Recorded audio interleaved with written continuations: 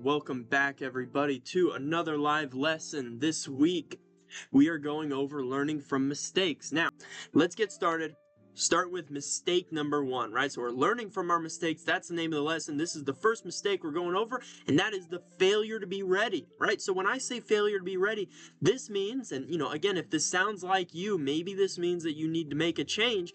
But if you're waking up, let's say market opens at 9:30. If you're waking up at 9 o'clock, you're kind of cutting it close. Right? 30 minutes might be enough for you, but I really don't think it is for most people. If we're waking up at, say, 9:30, well, now you know that you're definitely not cutting it close. You have failed. You have woken up late. Like, you gotta imagine, guys, if you have to get to an office, right? Let's say you live 15 minutes from there. All right, well, you have to be up at least 30 minutes early to get ready and then get to the car and then go, but that's rushing.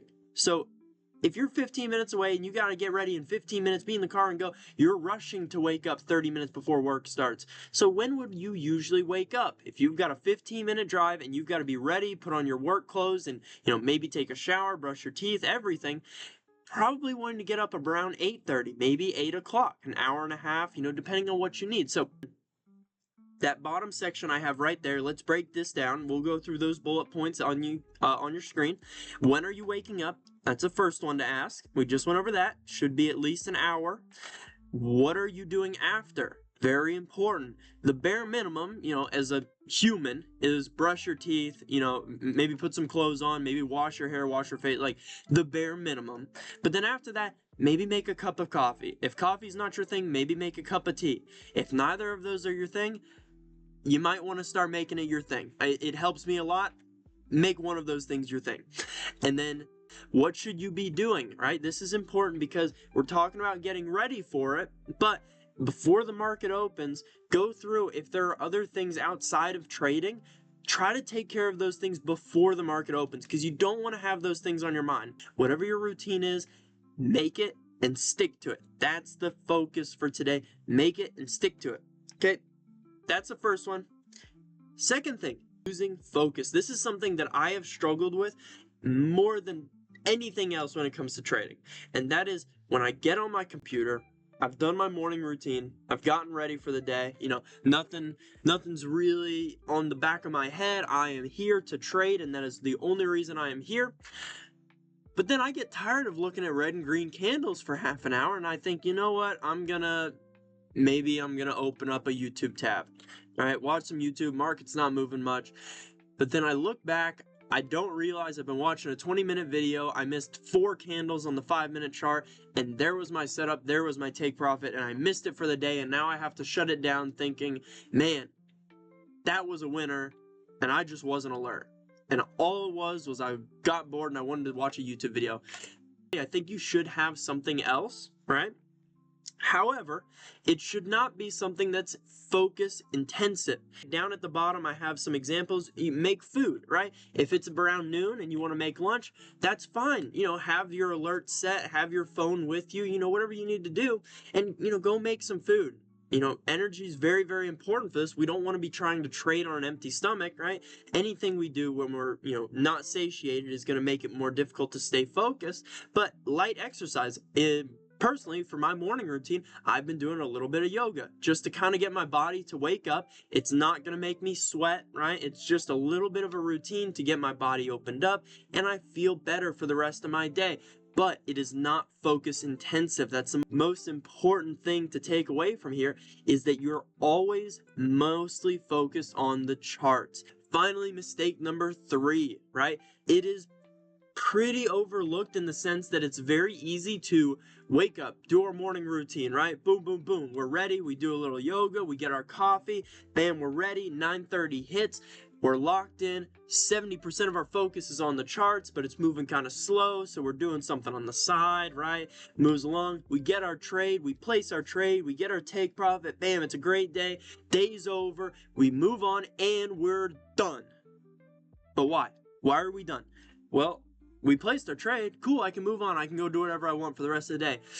I don't think that works.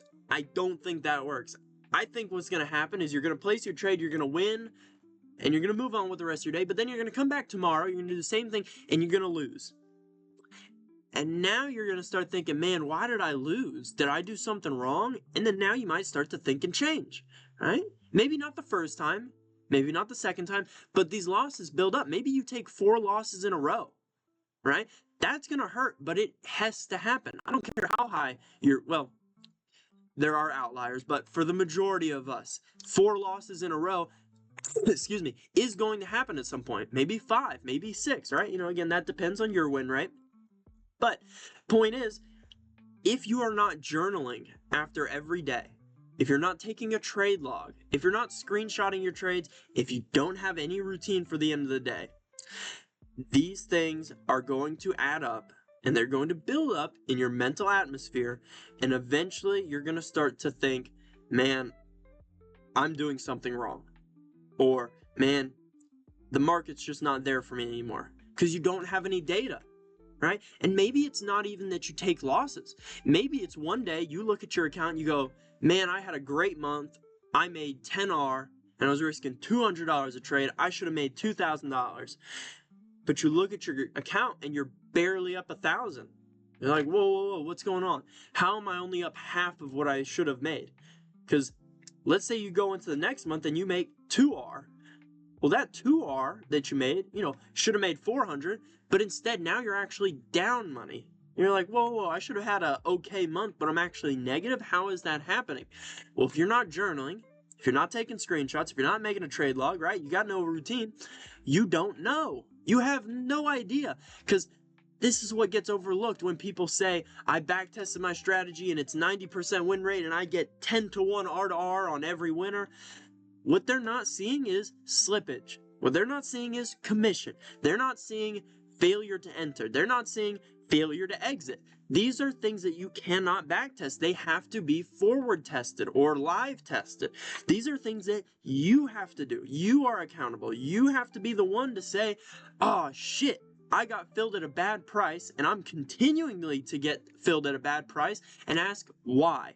Why am I getting filled at a bad price? Maybe it's the asset you're trading. Maybe it's where you're placing your orders. Maybe you're always trading into high volatility areas and you're getting filled at the bulk of orders, so not everybody gets filled there and you get filled at a worse price, and that's going into affect your profit. Commissions are the same way. Maybe it's the asset you're trading. Maybe it's how big your stop loss is. If you've got a really tight stop loss and you've got to size in with a lot, that commission's going to add up, right? If you only have to size in with a couple contracts, hey, commission's not really going to be an issue for you. But if you're having to do 10 or 20 micros, that adds up. And now if you have to trade the minis, well, now you're having to add in the risk of, if you get slipped by a little on the minis, that's a huge portion of your profits, right? Whereas if you get slipped by a little on the micros, it's really not that much of an issue. Again, depending on your asset, but for the most part, if you're talking a 10x, of what your slippage is by trading the minis, that's going to eat away at that profit, no matter how much you're risking.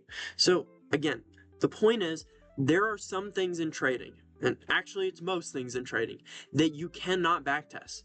Backtesting should only be used for a baseline assumption. What I mean by that is, you should backtest to see if it works.